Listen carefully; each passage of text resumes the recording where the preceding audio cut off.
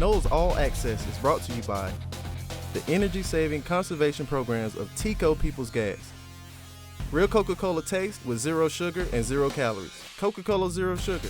Taste the feeling.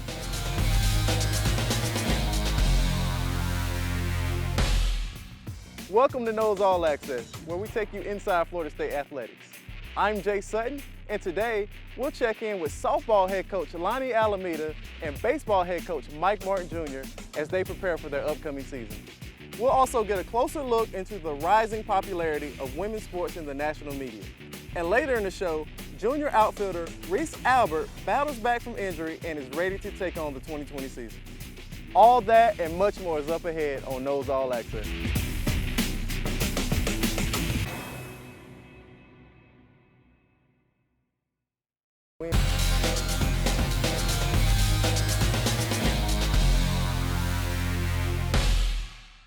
Coach, you had a very exciting team last season that went to the Super Regionals.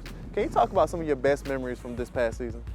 Yeah, last season was tough. Having never won a national championship, the whole defending the championship or just get another championship, it's that easy mentality was something different that you've never had before. So definitely very proud of the team. And I think anytime you're in a Super Regional and you're hosting a Super Regional, I mean, it's pretty awesome. And the work that the team put in, but it was a little bit different having that, I'd say monkey on your back, I guess, but definitely the theme every time you had an interview or you met with fans, it was weighted around the season before. And you know, we've worked for many years to accomplish a championship, and that is definitely the goal each and every year.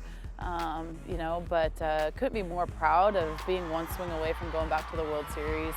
The leadership that we had by the returning players that were champions and the seniors last year. So it was a fun ride, really tough in the end, but so thankful and grateful for the experience. And as you get prepared for this upcoming season, what are some things that you've seen that you're pleased with and that the fans should be excited about as well? Yeah, youth. You know, talking about all the new faces we have to not only our team, but our staff also. So we've kind of turned over a new leaf, and I feel like it's almost like a new beginning, but yet the same standards and values that all the previous players that have worn the jersey, you know, in the program. And I think that's what I'm most impressed about by our seniors and the incoming freshmen is the seniors are upkeeping the standard, but the incoming freshmen are so mature to that right now, and they're just loving being here at Florida State, and they just want to give everything they possibly can to the team. And so it's been a very selfless, motivating, mature approach by our freshman class. And I know it can be difficult losing such a great player and great person like Megan King. Yeah. What players are stepping up and kind of filling that void, not only in production but in leadership? Yeah, leadership takes time. It took time for Megan. You know, people remember Megan just, you know, pitching her tail off at the World Series, but there were so many experiences her redshirt freshman year, sophomore year, that, you know, grew her into that position. So. Yes, you know, you miss all those kids daily. You know, you become like a surrogate mom at times, you know, as a coach, and you're so proud of them. But, you know, she wanted to be in nursing school, and she's there and she's doing her thing. So it's just really cool to see her move on to that part of it. And so I think that what I see now and everything that she instilled about having fun and pursuing your dreams and having a passion and playing at the highest level, she's given that to all the kids that are here now. So once leadership moves on, it gives the opportunity for the door to open for everyone else, and that's what's happening right now. Is there's so many kids, you know, Sid Sherrill, Danny Morgan, Elizabeth Mason, Anna Shellnut, you know, I mean, they've been through the fires, you know, they've been through it all, and you know, they want that opportunity to sustain the standard too. And Coach, before I let you go, I have to say congratulations on having the top recruiting class in the nation for 2020. There you go, that's what I'm talking about. How big is that for this program? Yeah, it's huge. I don't know. It's so cool about softball right now is we're hitting a lot of highs and cool moments. So softball to be on TV, you know, all the regionals, all the World Series games, people loving it, people supporting and selling out the World Series, just growing and growing. You know, the ACC network now is going to stream us on TV every game. So everyone gets to see the Noles play and watch the Noles grow up through the season, which is so big in the game of baseball and softball and how many we play. And so we didn't really have recruiting classes before. You know, people didn't really care about those things. Now all of a sudden people are caring about it and they want to know who's coming in. And If it wasn't for all the players that have worn the jersey to build this program up, you wouldn't have this opportunity. So it's a benchmark not only in the style of player that we're getting here, on and off the field, but it's something for all the alumni that have given to get the standard that we have going on right now. And I just, the culture is just something that Ellie Cooper always talked about, you know, protect the culture, protect the culture. It's very special, and, you know, continue to grow it. And you see that now with recruiting classes and alumni coming back and boosters, and it's just one big family, and you know, you just couldn't be more proud and happy for it. Well, Coach, we certainly care about the team. Thank you, you too. And we can't wait to see you all have a great season. Thanks, Thank Coach. you. Thank you very much. Coming up, we'll learn how emerging media platforms have launched women's athletics to new heights.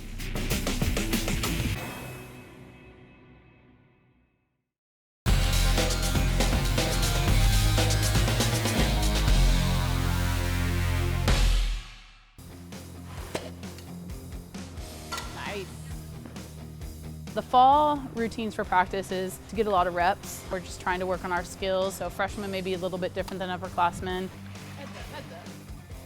Then it's try to get the dance on the field, you know, how we move on the field, how we play for each pitcher, what we do in certain defenses, what we're trying to do base running, what we're trying to do mindset-wise when we're working on situational hitting. So they do a lot of work, but we're putting the hay in the barn right now. And the kids are working, they get a little chance to go home over Christmas break, and then we just go have some fun and play the season. For the game of softball, it's really fun because you get the whole fall to really figure yourselves out, and then you get to put it on display in the spring. You have a 50-60 game schedule. That's a long time to keep growing throughout the spring. Our mission from the get-go is daily the best version of yourself, and that's the fun of the journey. We may have new faces on the field, but the values are the same. And sometimes I think it's kind of fun. It embraces it, changes things up a little bit, and we've had a blast with it, and our kids have been great. For more than 50 years, Florida State has been home to some of college athletics' most powerful female athletes. However, a national discrepancy in airtime between men's and women's sports has meant significantly less exposure for these talented women. Women's soccer, women's sports in general, wasn't really on TV unless you counted the Olympics. Back then, you couldn't watch it unless you were in person. I did not grow up watching women's sports. I grew up watching baseball and football and men in sports. I never really knew that women could be in sports and be big-time players. This difference in media exposure not only impacts current players, but also the next generation of female athletes. I could watch Ken Griffey Jr. when I was younger, and Ricky Henderson stealing bases, and you look at it and you look, that's a man playing the game, you know, that I'm still playing, and wouldn't it be cool to steal bases and hit home runs? Well, now you're seeing Jesse Warren make plays, and now someone that's like you being able to do that. So your dreams come alive. I tried to base most of my style and learning off of men's soccer, which I think has helped me get to where I am today. But also I wouldn't know if there were as amazing players on the women's side that I could base it off of, because there really wasn't that coverage. When I was younger, I didn't see women in sports, so I didn't really have like a view that women can be strong and powerful and inspiring. It was always men. If you're turning on any sport, it's 9 times out of 10 gonna be a men's sport. You have to actually look to see the women's side, but a lot of people are actually trying to find those channels. Since the launch of the ACC network in August, these changes in the representation of women's athletics aren't just happening on the field or on the clay, but also in the control room. With the ACC network broadcasting women's sports, it just shows little girls and boys that women's sports are important and they're not lesser than male sports, you know, just because women are playing them. You're getting into a lot of different regions in the country, but you don't think about the platform of getting into every little girl's dreams. It shows them that they can work hard and achieve something like a scholarship to play college softball. This increased exposure means that FSU's female athletes are the ones changing the course for those who come after them. Growing up, I've become one of those women that inspire young girls, and it's pretty awesome to see that what I'm doing on the field can impact girls, and because of the ACC network, it's really being broadcasted to people all over. For us, getting that professional experience to make sure we're getting our names out there and setting a good example for them and showing them that we're just as good as the guys. I hope to see that women are represented as strong and fierce, and they can play hard and they can get dirty just as the men can, but they're still women and they can still be pretty when they play, and they can hold a fiercely but feminine way about how they play. When people can see past the line of male-female and they can see sport, I think that's the next step for us, and we all gotta just keep pushing the rock up the hill and be a part of it and do it in a very positive way. With this attitude and opportunity for more exposure, the women of the Garnet and Gold will continue Florida State's empowering legacy of female athletics. I'm Lauren Daly for Noles All Access. Coming up, head coach Mike Martin Jr. gives us a preview of the upcoming season.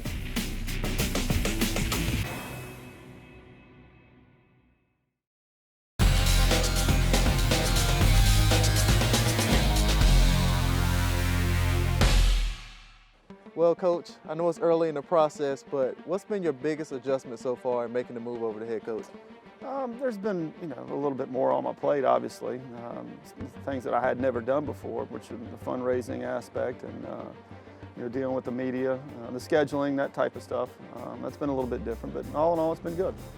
As a first-year head coach, you want to establish your own legacy and do things your own way, but you did say that there were some things that would not change, and that would be the core principles of this program.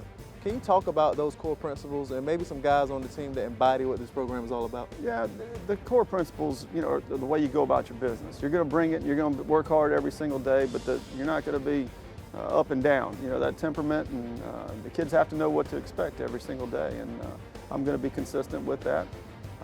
The fact that the boss always was big into the whole person. The whole person is productive. And we're not changing that. Those guys are going to be right mentally, physically, spiritually, socially. We're going to do everything we can to put them out there with a clear mind and, and flat get after it. And we've got quite a few guys that embody that. Chase Haney's a classic Florida State guy through and through. Been around the block, nothing phases him. He's very consistent in his demeanor. And REESE Alberts of the world. There's a lot of them. We've got a good group. And now everything isn't going to stay the same. There are some changes that will be made, and most notably, the names will not be on the back of the jerseys. Can you talk about that decision? Yeah, it's about what's on the front, and we've always preached it. What's on the back doesn't matter. It's what's on the front.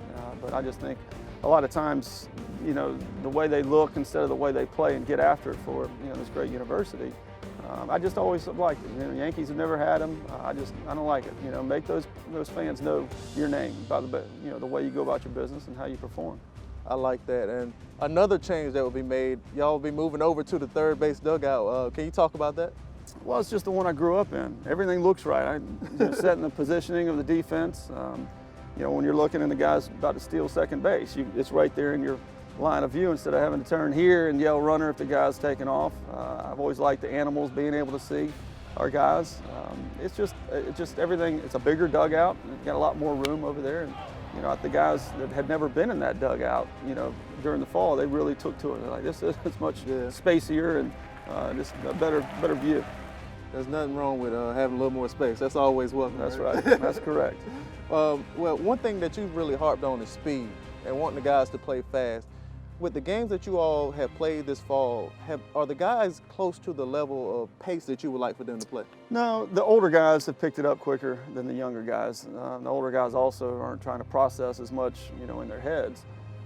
But the pace of play, the tempo, and us forcing, people to be on their heels constantly is what I'm striving for. And that doesn't mean we're going to be stealing crazy bases and all that. I just think we can ratchet up a little bit with our pace, and when you do that, it affects them. And we're going to win the psychological battle every night. And when you examine your roster and you look at the guys that you have on this team, what type of potential does this team have? Oh, it's a College World Series team. We've got a long way to go offensively, but I love the pitching. And the pitching's going to carry us. Obviously, pitching goes hand in hand with defense. We've got to put the best defenders out there as well.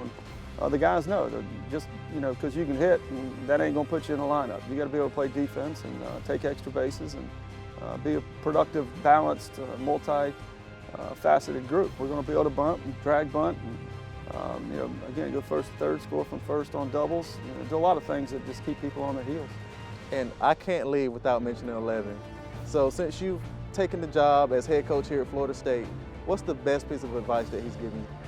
you know, just the coaching 101 is, you know, making sure they don't care what you know until they know that you care, and taking the time to get to know the kids. And you know, it's not a situation where we're trying to be their friend, but I care about them. And when you get them that way, then things start sinking in, and they'll play harder for you, and getting them to do what you want them to do. That's coaching 101. You've got to make sure they're doing exactly what you want them to do, and if you can't get them to do that, you might as well get out of the profession.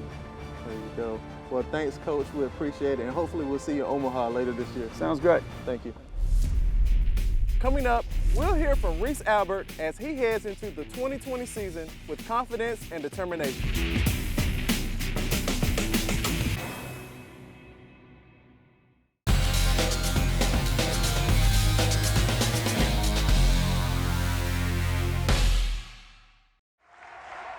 Sticks with the fastball, and he has done it. A tie game thanks to Albert's bat over the bleachers. For REESE Albert, it's been a difficult road back to the batting cages as he missed 19 games last season due to injury. A torn shoulder made it impossible to play as an outfielder. The surgeon thinks that it's been a little torn since high school, and it just kept getting progressively worse. And we noticed last year in the fall it popped out when I swing.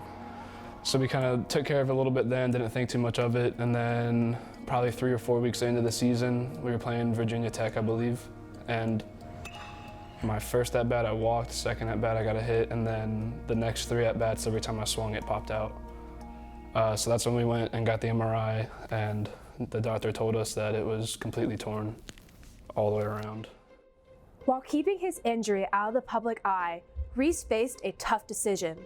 He ultimately decided to forego surgery in favor of sitting out the rest of the season and doing extensive rehab. I can't thank the staff here enough for helping me get through all that. Everybody was very supportive, especially because nobody knew looking from the outside in. So we were able to hide the fact that my shoulder was hurt because my jersey would go over the brace that I was wearing, so they couldn't see it. With the team's success last season, the Seminoles headed to Omaha for the College World Series. What was shocking to many was seeing REESE out on the field playing, knowing he had an injury. There was never a doubt in my mind that I was like, you know what, I can't do this. I felt like I could do it. I felt like the rehab and the brace was going to help enough to get me through the season. You know, he's in it for more than just himself. He's one that wants to help the team win, and he knew that even with a hurt shoulder that he would have the ability to help us win. Freshman to dig in. Sent deep to right, and Albert walks it up for the second day in a row. With last season's highs and lows now behind him, REESE couldn't be more excited for this upcoming year. This is the most excited I've ever been going into a season. I feel like 2 years under my belt now. I'm fully prepared what's going to come my way.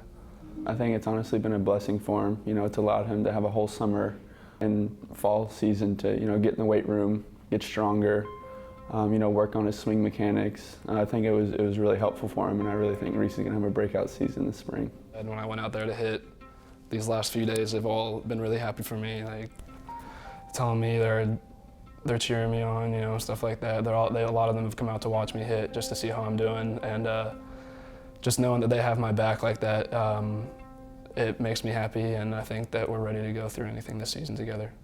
I've been here with REESE now for 3 years, and you know, we're always together even when we're not at the field. So, you know, I think that just speaks volumes to, you know, the kind of guy that REESE is and the kind of team we have this year.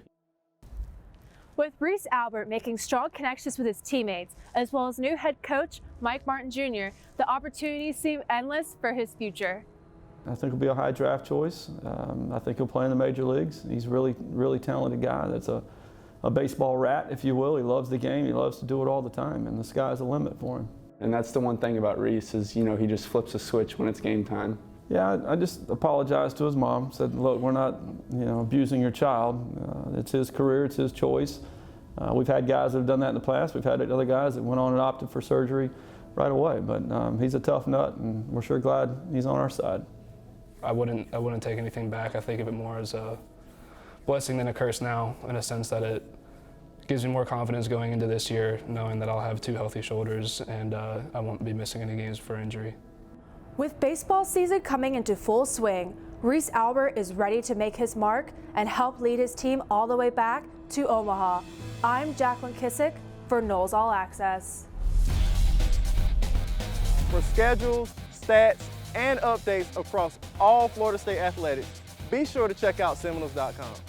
Thank you all for joining us. I'm Jay Sutton, and we'll see you next week on Noles All Access. Noles All Access is brought to you by the energy-saving conservation programs of Tico People's Gas. Real Coca-Cola taste with 0 sugar and 0 calories. Coca-Cola Zero Sugar. Taste the feeling.